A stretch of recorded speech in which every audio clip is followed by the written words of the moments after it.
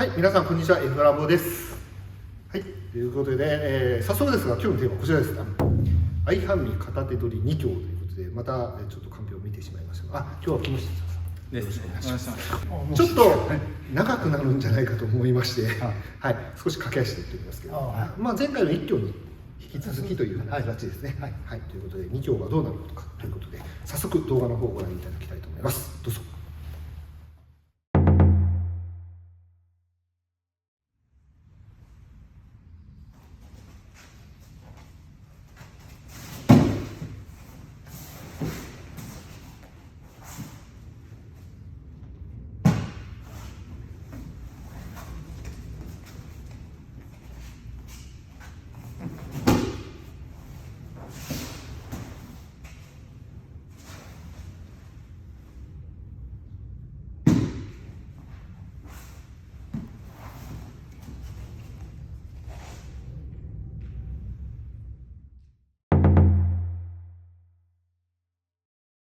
はい、相反味、片釣り2教ですね。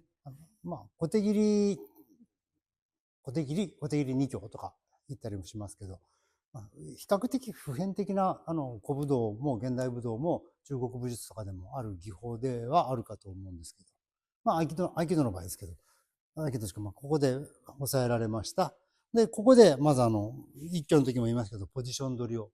これ古い写真を見ると相手の足をこのまま踏んで決めてるっていう形のもありますので、昔はそういう形で視覚を取るというよりも相手の足を押さえて決めてたのかなと思うんですけども、私が最初に習ったのはしっかり視覚を取ると同時に半身を取らないと持って、二人とも全く同じシチュエーションになるので、もう早いもん勝ち強いもん勝ちになると。なので足を踏んでたんでしょうけど。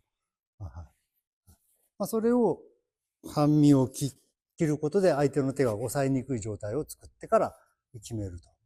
ですね。2教共通ですけど、この状態で。で、昔よく言われたのはできるだけ深く入れなさいと。こう握ってしまうとこれ以上手が入らないので、深く入れなさいと。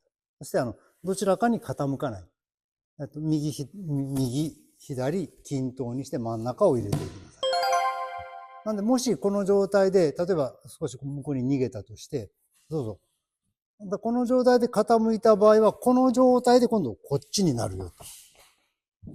逆にこっち反対側に逃げたらこうなってますから、今度はやる方向、この状態ではあんまりやることはないですけど、常に自分が不利にはなってますけど、やるとしたら今度こっちに持ってきます。ですね。で諸説ありますけど、前もやりましたけど、剣を抜くところから来ているっていうね、この状態で抜こうとしたら、これじゃなくて俺ね、ごめん。抜こうとしたらこれを抑えられたので、これ、外に出て、抑えて、抜いて、そのまま。ごめん。っていう解説をされる場合もありますですね。あとは、ちょっと細かいものそれぞれなんですけども、どこで決めていくかの話ですね。このままこう押しても離れるよね。こう押しても離れるので、前もちょっと、ここを切り込んでいくっていうやり方。それから、ここは何もしないで、どこか全く別のところを使っていくやり方。あるいは、中国武術系だったら、先にこう、肘を入れといて、それからこう回すようなやり方をするのも見たことはありますですね。この辺は工夫次第かな。で、そう。で、早くなったらここで、さっきみたいに危険であれば、ここで塚で相手を押さえた分を手で表現して。最初からここ入れていく。剣で言えば、ここで塚当てが入っている。ここで、いわゆる使当てが入っている。その使当ても、ここで普通の剣で表現するときには、使当てを入れてからこうということにはなるけれど、でも実際ここで押さえられたら、そうそう、手で言う。使当ては入れられないから、ここがすでに使当てになっているという考え方もあるので、ここで入る。話をちょっと戻りますけど、初心者の方は、まず、一挙の時でもやりましたけど、四角に移動する。これをこう回すようにっていう先生、ここを立てるようにっていう先生っていうか、ケースバイケースだと思うんですけど、ありますけど。入って、四角に取って、体を開いて、で、左右均等にこれを入れていきましょう。で、個人的に少し慣れてきたらもうちょっと攻防もやりたいので、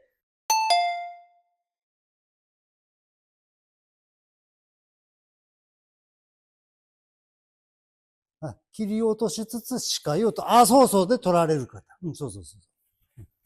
なので、こちらはその時にもう準備をして持っていくというこの流れ。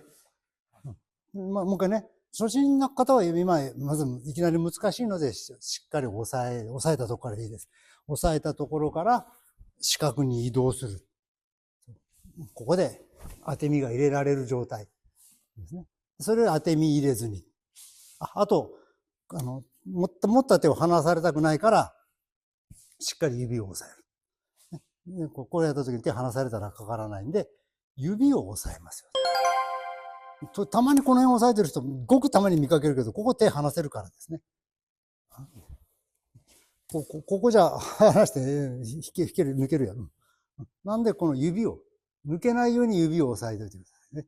指を押さえつつ四角を取って、大きくかけて、肩が上がらないように肩を落としつつ、どちらかに傾かないように、もうすぐ落としてくださいと。でもう少し稽古慣れてきて流れを稽古しようと思われるんでしたら、もうここから、スーッと言いません。四角取らなかったけど、はい。でやっていったら、いいですよと。以上です。はい、動画の方を見ていただきましたけれども、ちょっと難しそうでした。ちょっとこれは、難しかったです。だいぶためを作って難しかったです。先生、これは一挙と同じく、やっぱりまず位置関係というか、しっかり視覚を取るっていうところから。そうですね。二挙自体はもう変わらないと言ったらおかしいですか。そうです。説明忘れましたけど、二挙の形態って結局逆はみだろうが相はみだろうがこの形態になってますからですね。この形を作っていく。途中逃げられた形はされてたんですけど、それはその角度が変わっても結局その作用する方向が合っていれば問題ない。そうですね。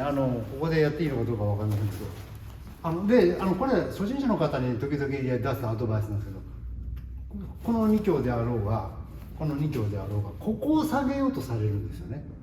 そうじゃなくてこの三角っていうかこの四角、この面が下がれば下がらざるを得ない。この面がもしこうなれば当然この面はこっちになるし、こうなればこうなる、こうなればこうなる。ここだけよりどうしても意識がいっちゃうからですね。もちろんそこだけを通していくというやり方もあるので、一概にこれが正解というわけではないんですけども、あまりここに集中するというよりもここにいわば四角形がかけてもらっていいですか。ここに平面がありますよね。でこの平面全部が落ちていくと落ちざるを得ないし、こうなったらこの平面が違うってことですね。なるほど。はい。もう闇雲にただ真下に落とすっていうことで今日こうやりたくなるのがですね。なるほど。はい。すみません、エンディングが価格入ってるかなってちょっとドキドキしますけど。はい、意外と2挙の裏難しいと言われる方多いからですね、いろいろと試していただければと思います。それでは今回はこれで終わりたいと思います。よろしければいいねボタン、それからチャンネル登録もぜひよろしくお願いします。では次の動画でありがとうございました。